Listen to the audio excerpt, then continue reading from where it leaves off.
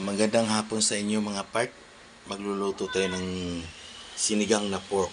Ito po yung mga sangkap na gagamitin ko. Kangkong. Ayan. Meron akong kamatis. Meron akong sibuyas. Meron akong sili. Meron akong sitaw. Meron akong labanos. Pork. Panigang.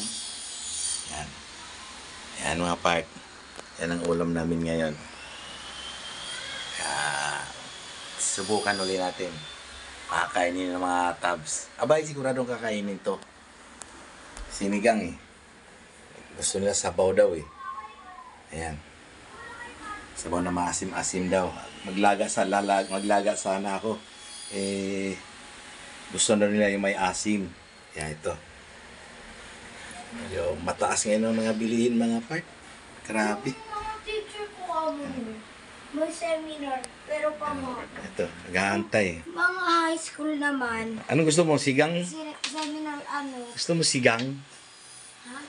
Yeah. Sinigang? Oh, yap daw. Yap daw mga gusto na sinigang mga part. Okay. Pwede na to mga part.